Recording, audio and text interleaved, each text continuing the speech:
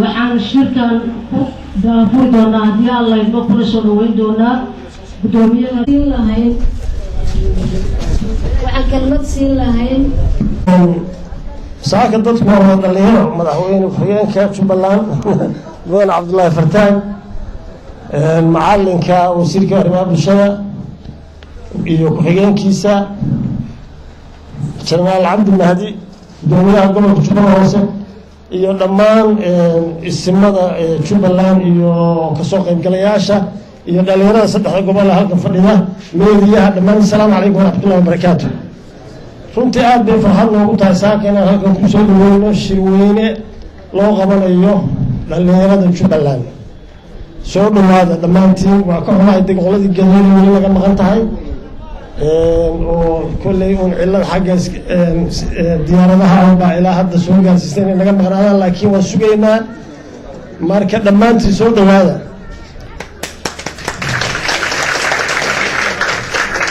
aad baan ugu faraxsanahay saaka muuqaalka iyo halkan halkudhegyada iyo waxa ka muuqda iyo farxadda ka muuqata waa midaan la soo koobi karin runtii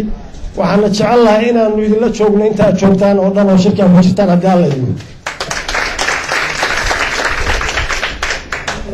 waxaan rabnaa haddii alla idmo inaan mar kale idin idhaahdo soo dhawaada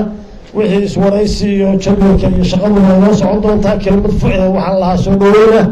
aad iyo aad baan idin soo dhaweynayaa dhammaantiin salaamu calaykum waraxmatullaahi wabarakaatu alxamdulilaahi rabbilcaalamiin والصلاة والسلام على رسول الله صلى الله عليه وسلم إلهي ما محل إسكالي وشركي كروبات جبلان اللي يرى جبلان اسكوي مع تو سدح القبل صوصاص ما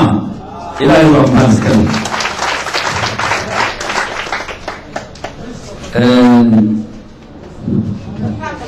waxaan salaamayaa horta Jubbaland baan salaamayaa dhalinyarada salaamayaa madaxweynuhuna saasuu ku soo gelaya Jubbaland way salaaman tahay madaxweynuhuna wuu ku jiraa dhalinyarada iyo carruurtooduna way salaaman yihiin hal yar baan rabaa inaan idiin sheego shirkan waa shirkii koowaad ee Jubbaland ee dhalinyarada iskugu imaato ilaahay baa mahad iska leh laakiin macnihiisu muxuu yahay maxaa shirkan ka soo bixi kara معن رب العالمين وبه نستعين على أمور الدنيا والدين صلى الله وسلم على سيدنا محمد وعلى آله وصحبه وسلم قولها وزير هذا ووهر وزير كرمها برشدة معلم محمد كحيين كيسة حبناها كوزير هذا يفرديه ماشان حبناها بارلمانك جنرال عبد المهدي وعيد ماذا نقل جوجو gobortooraha gobolka gudoomiyaha degmada iyo ku-xigeenkiisa ururada bulshada hooyooyinka ka wakiilka ah saddexda gobol inta maqan inta joogtaba ururada dhalinyarada saddexda gobol ee Jubbaland bahda saxaafadda ciidamada amniga dhammaantiin waxaan ku salaamaynaa salaanta islaamka assalaamu calaykum waraxmatullaahi wabarakaatu maanta waxaan iskugu nimid shirweynihii koowaad ee ururweynaha Jubbaland ama dowlad goboleedka Jubbaland waa arrin aad iyo aad u weyn oo aan dhihi karno waa tallaabooyinkii ay hiigsanaysay Jubbaland tallaabo ka mid ah oo noo bilaabatay maanta weeye maxaa yeelay